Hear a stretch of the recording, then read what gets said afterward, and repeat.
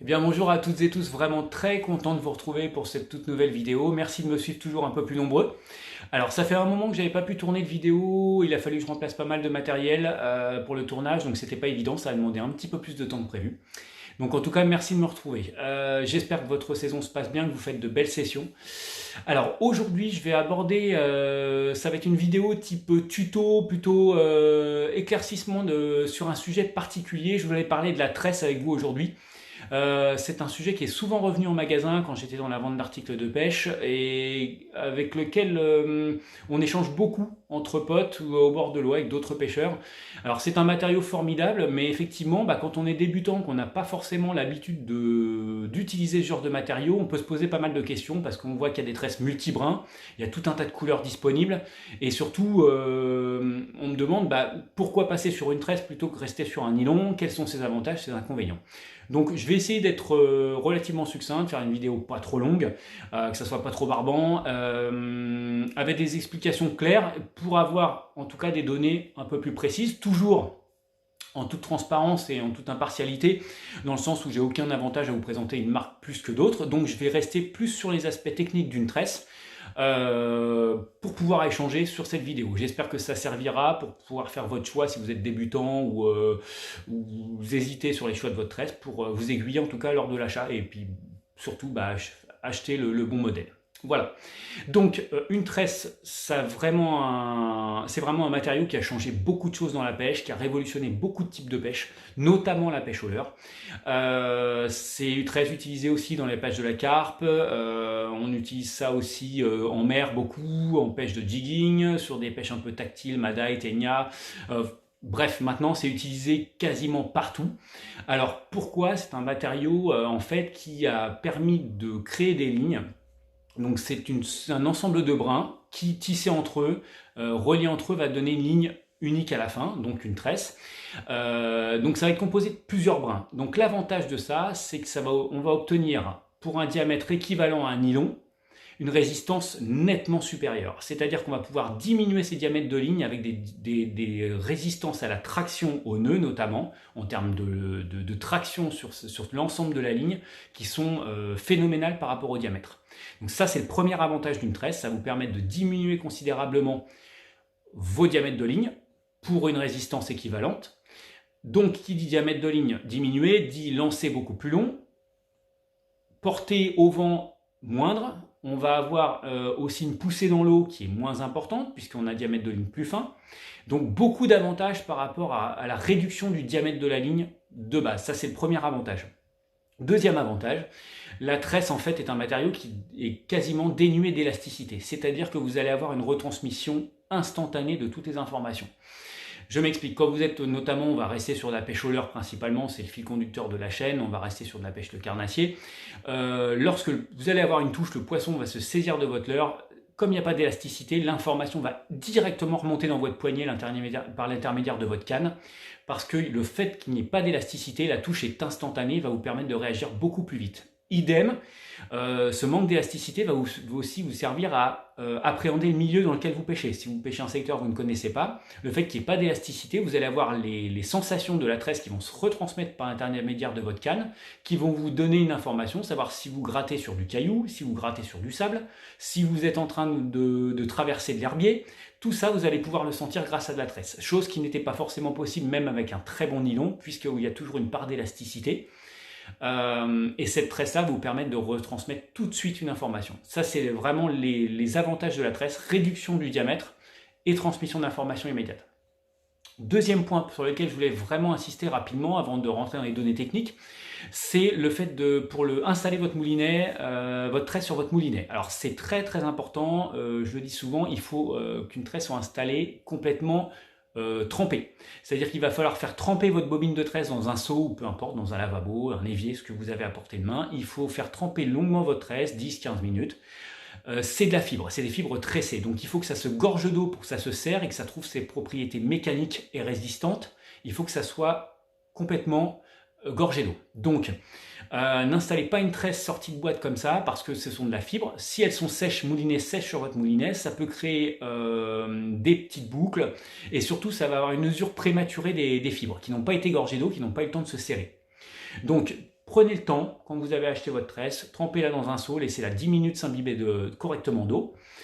Et ensuite, vous pourrez l'installer sur votre moulinet. Idem, l'installation, alors comme ça n'a pas d'élasticité, une tresse n'étant pas élastique, il est déconseillé de la nouer directement sur la bobine de votre moulinet avant de l'installer.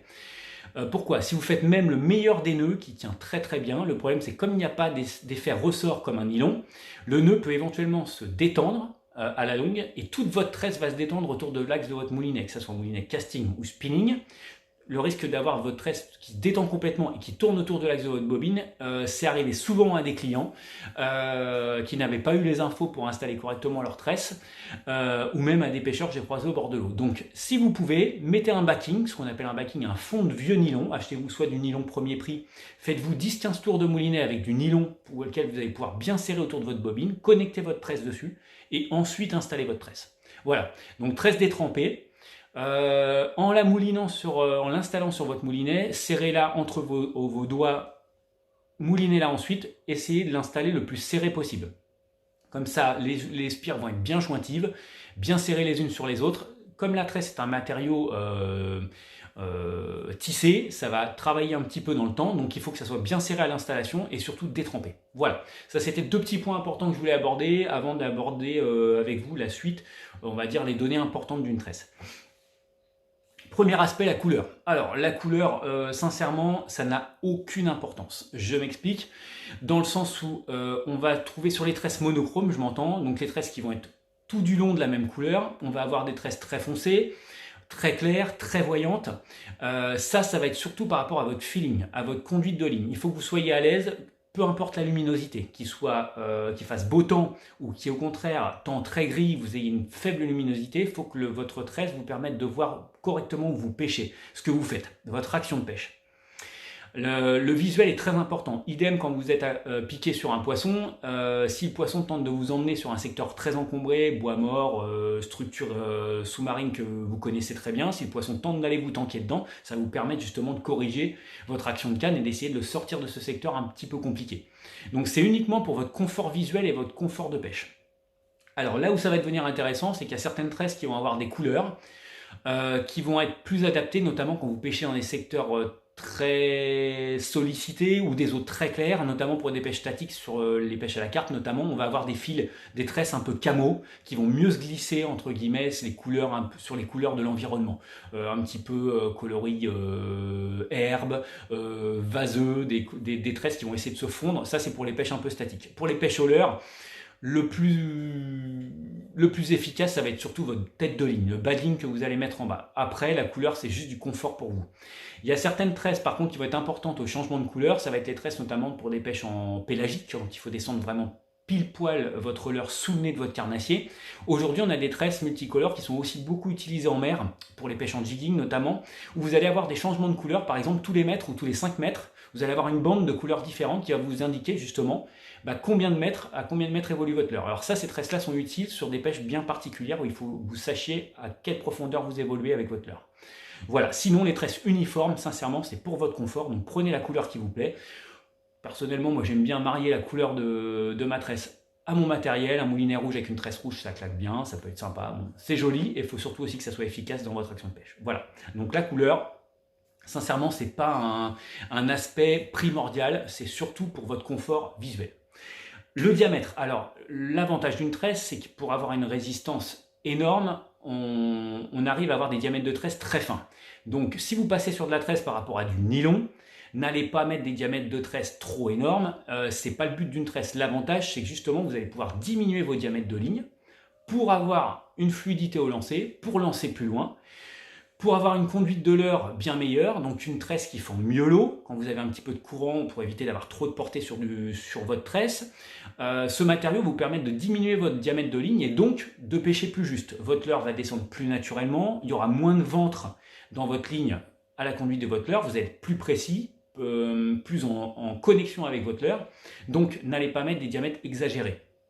Sur des pêches notamment light, de la truite au leurre, perche, drop shot, vous pouvez tout à fait vous contenter d'une tresse en 8 centièmes, 10 centièmes, c'est largement suffisant, ça a des propriétés de résistance à la traction énorme par rapport au diamètre.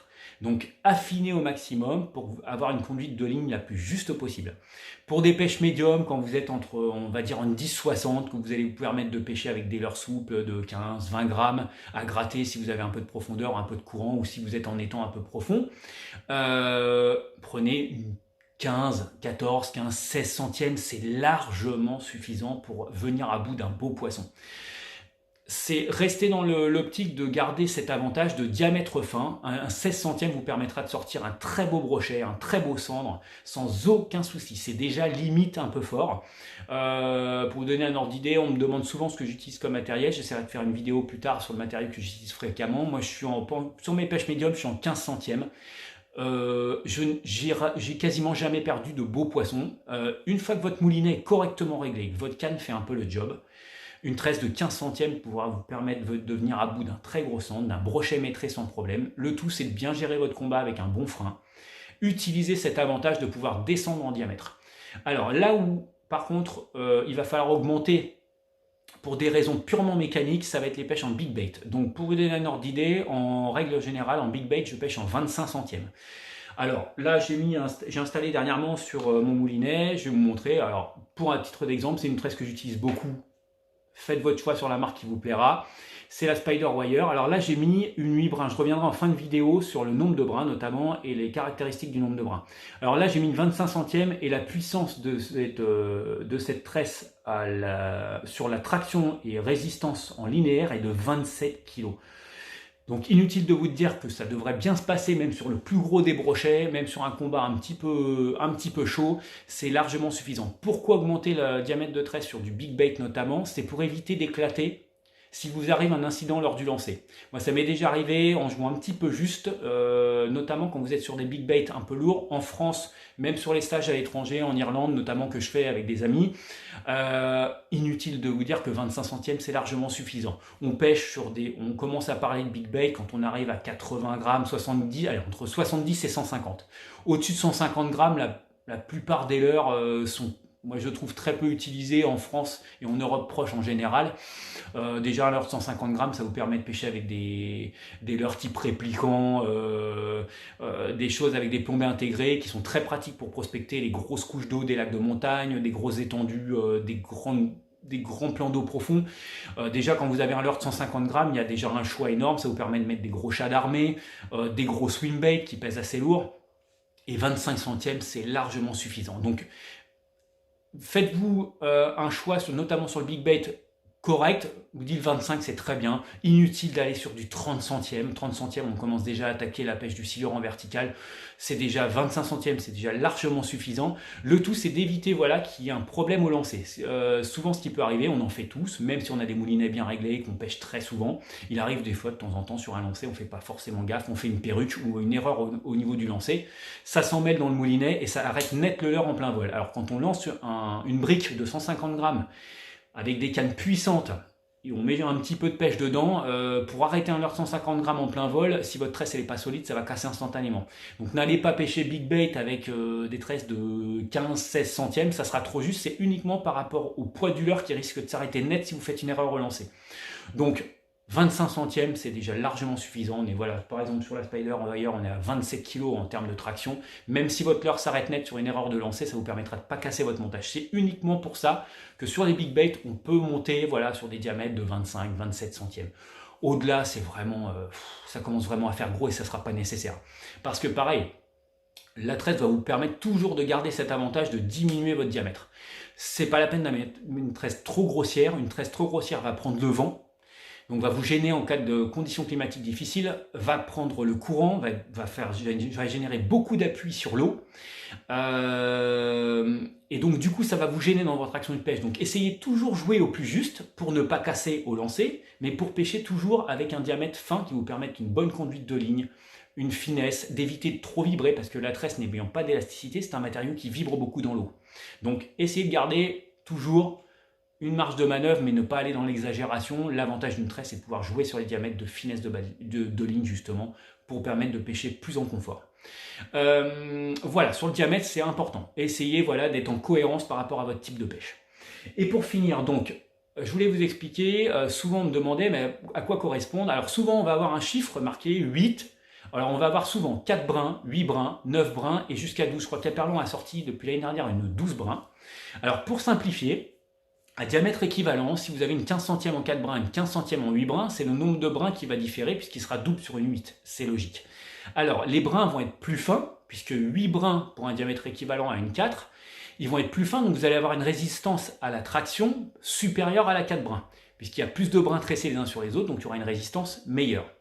Vous allez avoir une glisse plus importante sur une 8 brins, parce que plus vous avez de brins, plus la tresse va devenir ronde et lisse, donc moins il y aura de frottement dans les anneaux, plus ça sera confortable, plus ça sera silencieux aussi.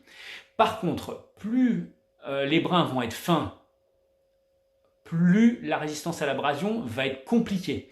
Parce que vous allez augmenter votre nombre de brins, mais pour un diamètre équivalent, vous allez avoir des brins qui sont plus fins.